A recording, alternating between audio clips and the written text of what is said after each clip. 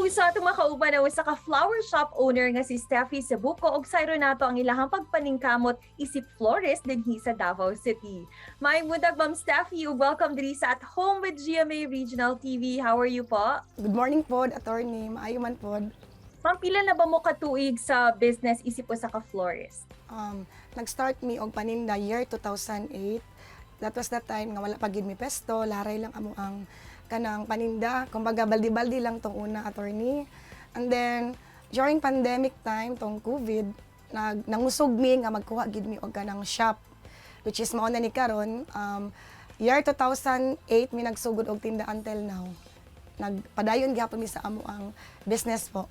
Kay kamo man gyud ang nangunay sa inyong business, asa pud mo nakatuon sa pag-arrange og flowers? Nag-start mi sa amo ang business manggod. Na-inspire man mi sa ang akong husband manggod, which is mao gid ang ilahang negosyo kaning pagpamulak. Siya gid ang siya ang nag-motivate sa amo which is ako ang mother-in-law. Siya ang nag-motivate nga maninda mi. So siya ang nag-start gyud sa pagpaninda, then gi-encourage mi niya nga magtinda pod. Then about sa kanang flower arrangement, nagapaningkamot lang pod ako ang husband, and then at the same time nagaskwela pod siya as a florist po. Sa pila na mo katuig nagnegosyo, smooth flowing ba ang tanan, ma'am? Unsa ba ang mga challenges na inyong naagian or na-experience? Oh yes, kaayo attorney, daghan kay mga challenges before. Until now, naagyapon ang mga pagsulay, dili man gid na mawala sa kinabuhi sa tao. Pero ang pinaka unforgettable na ako nga pagsulay nga nahitabo sa akong life, kaming duha mag-asawa tong time nga wala pa mi nag-shop, attorney, kumbaga laray vendor pa mi before, na-demolish mi sa amo ang pesto. And then that was the time nga murag makaingon ko nga ngayon pa ba nako i-push nga ang kani nga paninda, sama sa giingon sa ako ang mama, akong mother-in-law nga nag-encourage nga padayon sa pagpanginabuhi kay ang pamulak manggod dili na siya ingon nga kumbaga risky na siya nga negosyo nga kailangan try and try gid ka until nga mag-succeed ka. So sa mga buot pod na musugod og business sama sa inyo unsa ba inyo mga tips alang kanila? Ang akong ma-advise sa uban nga gusto mag-start ani, ayaw mo kahadlok nga mag-try mo. Kaning bulak risky gid siya kay of course mamatay baya malaya ang flower, mahadlok jud ang uban magsugal mga pital, pero ipakita lang ang imong talento. Makita gid nimo na kumbaga makita nimo ang progress sa imong kinabuhi kung masudlan nimo ang ingani nga negosyo. So ayaw mo pagduha-duha, ayaw mo pag-doubt sa inyong plano kung naamoy plano nga mag-start. O karon mga kapuso, tutukin ninyo kay ipakita sa ato ni Ma'am Steffi yung iyang kapika sa kinabuhi kung paunsa mag-arrange ng mga flower bouquets. Good morning mga kapuso. Ako dia si Steph. Ang ako ang bana si Roel Cebuco. So karon atong ipakita kung unsaon pagbuhat. Ang kani nga arrangement is for birthday surprise. Ako iyang ipakita kung unsaon pag-arrange. So atong pagasugdan kani first naatay flower nga naa diri karon, which is mao ni siya ang stargazer or lilies. So naatay 1 dozen of peach nga roses. So kani among gipili kay mao ni ang baga nakita na ko nga best seller siya sa amo ang isa nga best seller namo sa among product.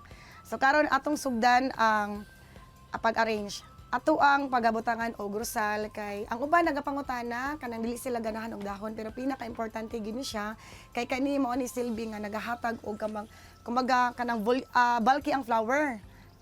Sama sa iyang gibuhat karon, dili gid pwede nga wala siya mga dahon. Para pang birthday surprise imo ha. Birthday surprise siya ang gibuhat ha. Actually any occasion man pwede man. Like proposal bouquet, anniversary bouquet, nagadepende gid na sa inyo mga gusto mga kapuso kung sa inyong bet ninyo nga flower. So far kanila sa among gipili kay mga peach roses kay mao mangod ang kasagaran nga gina-request sa among customer. Una tong buhat ng karon amo ni ang first na wrap.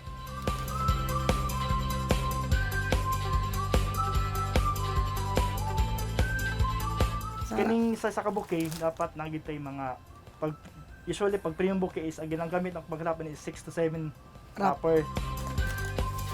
Kaya para kuan siya no, mudako siya tanawon, Para big mabulky bouquet. siya. Kaya ang uban manggod attorney ganahan sila og kanang big and giant bouquet.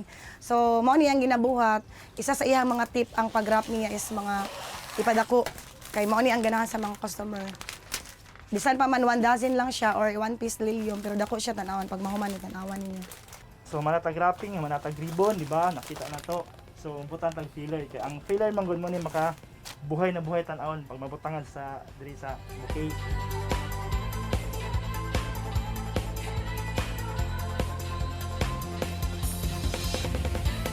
Og mao ni mga kapuso ang ato ang ginatawag nga arm bouquet. Consist of flowers nga stargazer, peach roses, dried flower, ug ato ang wrapper nga waxy. So kani siya intended ni siya for any occasion pero mostly gina-prepare ni siya for birthday, anniversary. So bisag unsa nga inyong naamoy tagaan. Any occasion po.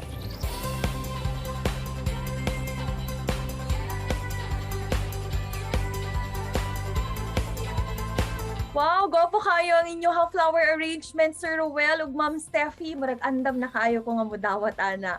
Pero bitaw daghan kayong salamat ug hinaot unta nga daghan pa mo bisita sa inyong flower shop. Ang pingpirmi. Kini ang At Home with GMA Regional TV.